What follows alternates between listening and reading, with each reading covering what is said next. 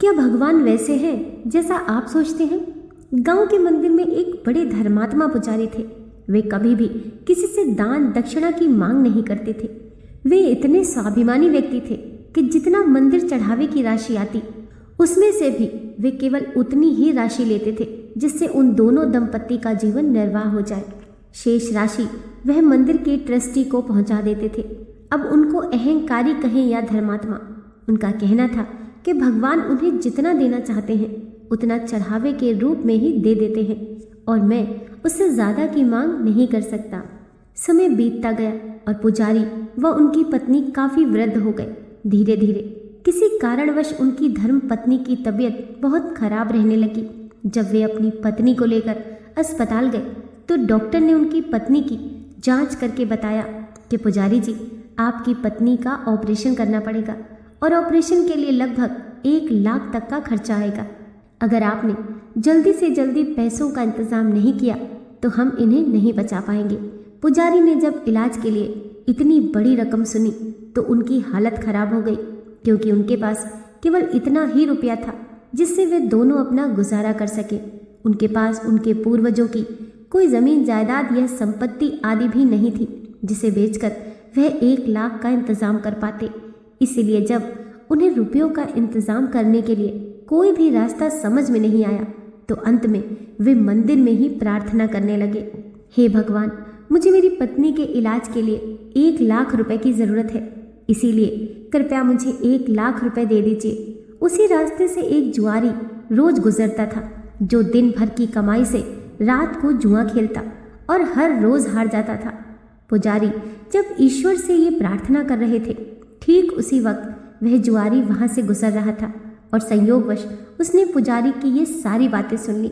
लेकिन वह नशे में था, इसलिए पुजारी पर कोई ध्यान दिए बिना वहां से चला गया और रोज की तरह जुआ खेलने लगा।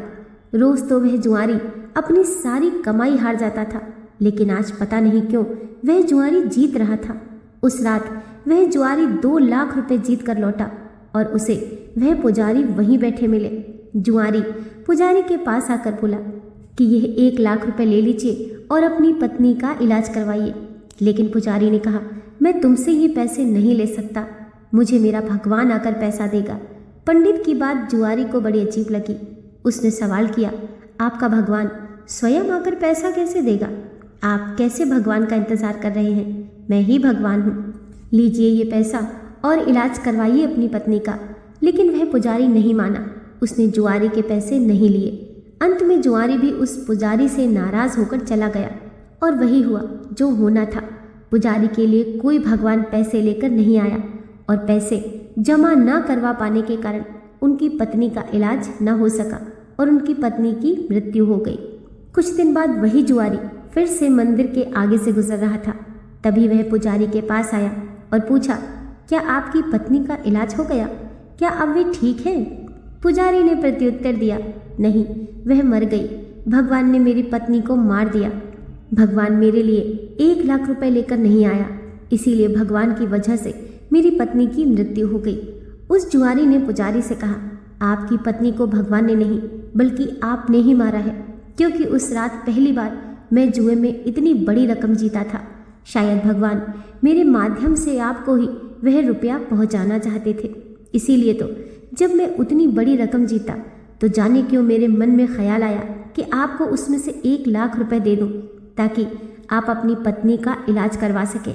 लेकिन आपने वो पैसे स्वीकार ही नहीं किए और चमत्कार देखिए, मैं वह सारा पैसा अगले ही दिन फिर जुए में हार गया। निश्चित ही भगवान ने मुझे वो पैसा आपके लिए ही जितवाया था, अन्यथा मैं अगले ही दिन फिर से सारा पैसा क्यों हार जाता। लेकिन आप जाने किस तरह के भगवान का इंतजार कर रहे थे।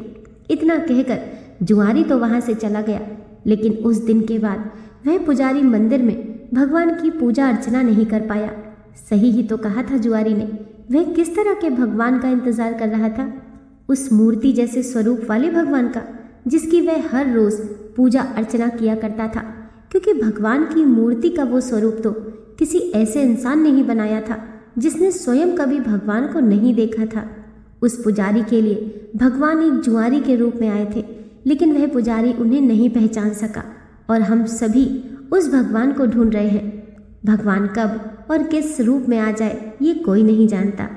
दोस्तों, आशा करती हूँ आज की कथा आपको ज़रूर पसंद आई होगी। वीडियो पसंद आई हो तो लाइक कीजिए, चैनल को सब्सक्राइब कीजिए। मिलते हैं नेक्स्ट वीडियो के साथ।